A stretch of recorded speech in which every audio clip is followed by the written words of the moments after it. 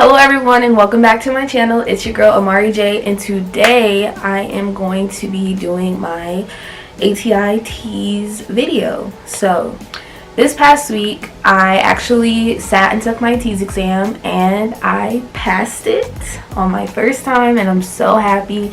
I know one thing that confused me a lot when I was first researching and getting into this was what exactly is a pass. And from research, I just know that every school is different and every school standard of a passing score is different. So yeah, for my school that happens to be in the 78 or above range, and for me on my first try I passed my exam. So I'm going to give you guys my tips and keys to success on this exam. Some of them you might have heard, some of them I think are a little bit different because I haven't heard them.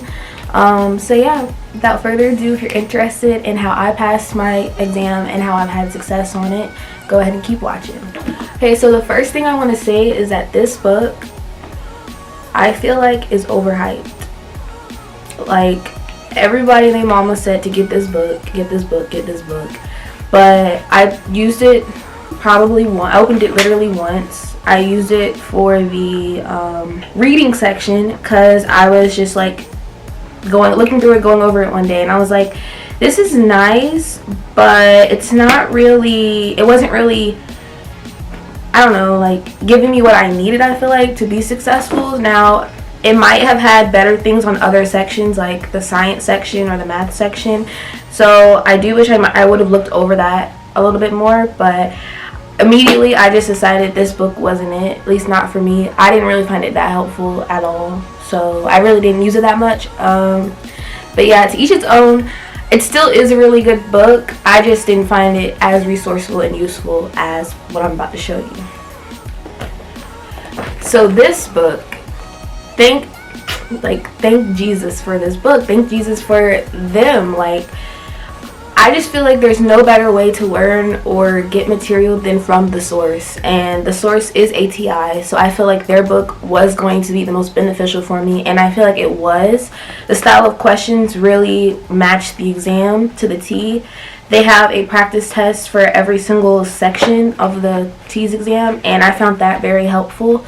So yeah, I really love this book. I got a lot of use out of it, and I think everyone should buy this book. Like, if you're looking at, like, step one, buy this book. That's it. Like, this is the book. And I will tell you other resources to use, because not just the book alone helped me pass my exam, but it definitely was a start. I also got this little pamphlet thing, and I thought this was cool. I looked at it a few times, I think before I took my practice exams and before my actual exam, just to like go over some small key things. It's really quick. It takes about maybe 5 minutes to look through. You find exactly what you need help with, and it just gives you a few key details for that part particularly. And I don't know, I thought this was cool. This is a nice little like thing to have, and it wasn't too expensive. This is probably like $5 or less on Amazon, or honestly you go to your bookstore. It's really cheap and I liked it. So now that I showed you all the resources, well, I guess the physical resources I used, I also think that you guys should go online to the ATIT's website and get a practice assessment. Please get a practice assessment. Yes, I think they're really overpriced for what they are, but they helped me tremendously. I brought my score up 10% in a week, and it was because I took the practice assessment. I don't know about y'all, but I really have test anxiety, and me being able to take the test right before I took the test really cut back on like all that anxiety. The test format looks really similar to me. I knew kind of already what to expect. It just really helped me a lot, and the more practice questions you do, the better. I even downloaded an app that gave me a practice question a day plus 10 question exam a day, and that really helped to get more like question exposure, because you just never know. A question that you get on one of your practice exams could be on your actual T's exam, and I think in my case that actually did happen. So the more questions you can be exposed to, the better. So the breakdown of what I did specifically is that one day I did look at this T Secrets book, but I felt like that wasn't enough for me, so I just scratched that book and I immediately opened this one, and I do not regret it. So I went by section. The first one's reading. Every single passage part has many questions down at the bottom about that passage, so I would answer those just to see like, okay, just to see like basic if I could get that question right. And then once I was done, I would go to the end of the entire section. There's a practice exam for like the reading section overall, and I would take that, and with no timer, nothing like that, just take it at my own speed, and then I would score myself with the answers in the back of the book. So that's the first thing I did with every section. I probably did that, like, I split it up into days though. Like one day I did all the reading, and I took the practice quiz for the reading at the back of the book, and I scored myself, and then so on and so forth with every other section, just to see like a baseline of where I was at. And I'm really happy I did that before taking the practice assessment online, because it gave me time to brush up on the skills that from this book showed me I was very low in. So for me specifically, the ELA section was a big shock to me because it wasn't exactly what I thought it was going to be. So I am very happy that I went ahead and did it in the book first before doing it on the computer, because that test is expensive, and I wanted it to be like, I wanted to be as close to my, what I'm trying to say, I wanted to be as close to my actual assessment as possible so I could get the most accurate score, if that makes sense. So yeah, I went through, saw what I did poorly in the book, and then what I did from there was, so for example, my English score, I think when I took it the first time out of the book, it was very low, a 63, which, wow, I really brought that up. But so what I did is I went online, and every single subject that like I was doing in the book, and I was like, what is this? Because most of the things are things you probably learned in like 8th grade, 9th grade, and if you've been far removed from then, you don't remember those things every day. You don't get tested on pronoun verb agreement every day. You don't get asked, I don't know about most people, but you don't use certain punctuations every day. So these are things that you just have to remind yourself of and brush up on. So I would go online and print out practice assessments or practice or worksheets, just basic worksheets on the 8th grade level, because that's usually the highest it'll go up to. Just do those worksheets and become more familiar with it. I also would go online and just look up pronoun verb agreement tests and just take those online, keep retaking them, because the more you take them, the more it becomes familiar. So yeah, for me, that's what I did for the English, and it really, really, really helped. It brought my English score up, I think, to an 83, so I went up 20% in that area. So I really recommend taking your time and just redoing some worksheets just to get yourself acclimated with the ELA portion of the English. Another thing that's very prevalent on the English section is prefixes and suffixes, and if you haven't really had like a class studying prefixes and suffixes, I would definitely go online and just look up different prefixes and suffixes, especially in the medical terminology. So if you did take that class, that would be a helpful resource for you to look over some of those notes, because they will ask you, what does this suffix mean? And it'll be a medical term, and that's just like an easy point if you just took some time out to learn different suffixes that are in the medical field. So yeah, that's my biggest tips for ELA section. It's not too bad. It's the shortest sections, like 20 something questions, and it really matters. It could be like a make or break for you for your score. Next, I really want to talk about the math section, which was a shock to me because I've never been one to be good in math, but I'm so happy and so lucky that this specific math section of this exam is like everything in math that I actually know how to do. So I didn't do too bad at all in math. I was not stressing over it. I didn't spend that much time on it because, like I said, when I took it in this book, I did really well, so there was no need for me to go really hardcore into it. But I will say that just really know your fractions and decimals and how to convert from mixed to improper and how to add them and find out different things between them, and you're set. Like, most of my exam was fractions and decimals, and it's really doable. There's a lot of YouTube videos online that go over like how to do all those different things, so those were a good resource for me when I simply just forgot like how to change this to an improper fraction. It takes 2 seconds to look up, 2 seconds to learn, and it's really worth it. I think my score for the math section was like a 92 or 93. It was something like that. I think I missed like one question on the math section, so it was really doable.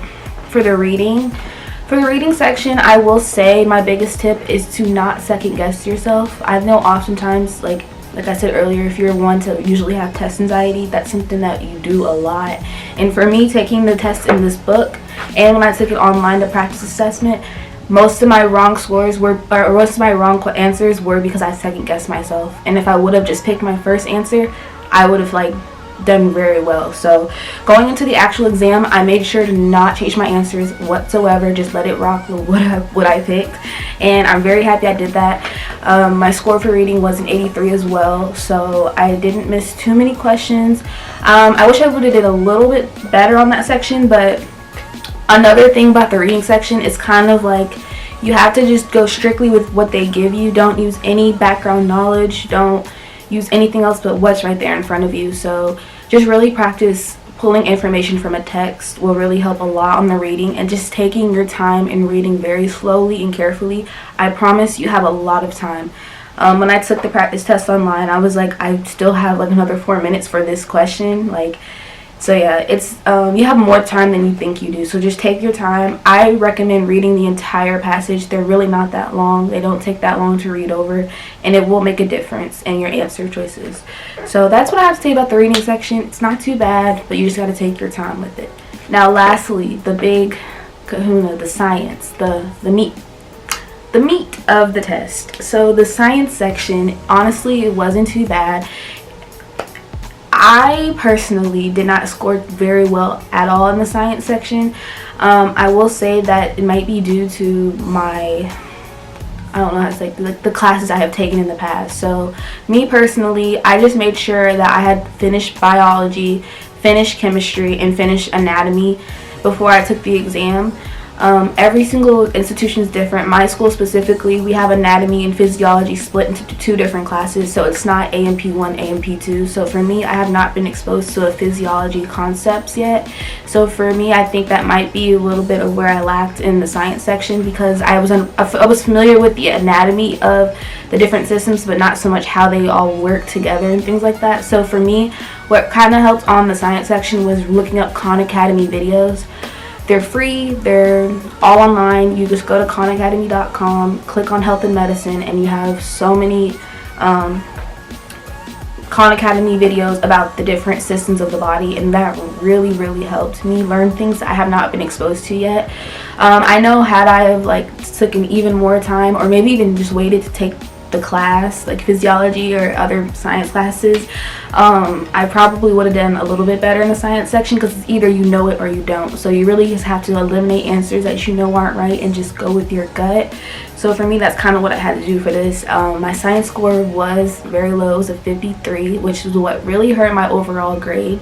So either way, I passed the exam. I got an 80 cumulative, so I know I will be retaking it in the spring, later in the semester, only because I know with a little bit more practice that science section can shoot up, and then I'll have well above an 85. But other than that, regardless, I passed the exam and I am applicable to get into the program. So without that being said, do Khan Academy for science. Get the, I don't actually have the book, but there is a Khan Academy Tease book. Get that book. If I could go back in time, I would have got that book instead of the secrets book, because Khan Academy, I could see that most of the tease questions for science, they kind of were related to those Khan Academy videos. So I don't know, like it's almost like they like work together. So I would really recommend that Khan Academy book. So yeah, like I was saying, so I was just telling you, I broke it down by section. Those are my tips for every section. And then once I was done and I did some more studying and preparing, like I was telling you I did for every specific section, I went ahead and purchased a practice assessment on the ATIT's website. And my first time taking that assessment, I got a 70% cumulative, and that was very scary for me because my exam was in 1 week. So I went back, and like I said, I continued to do these different methods of learning and all those different kinds of things. And on the test day, I was not nervous at all. Took a deep breath, took every question one question at a time, really read, took my time, and I ended up getting an 80. So I just say do the practice assessments. I took the practice assessments twice. I only got practice test A because, like I said, it was pretty expensive. So it allows you to retake that same test as many times as you want. So I retook it. I took it once, I got a 70. I took it again, I got a 78, which was the night before my exam. And then the day of my exam, I ended up getting an 80. So I do think the practice exams really help. And I do recommend you take one, and it'll be worth it in the end. Yeah, guys, that's all I have for you today. I hope you guys enjoyed this video and are very excited to go on this journey with me. I'm very happy because this is kind of like my first nursing related video. I'm just getting started, as you see, but yeah, I hope you guys take some of the tips and tricks that I have told you and apply them, because they will help you in the end. And you guys stay tuned for more content. Click subscribe down below, thumbs this video up, and leave some comments down below, and I'll see you all next week with another video. Bye.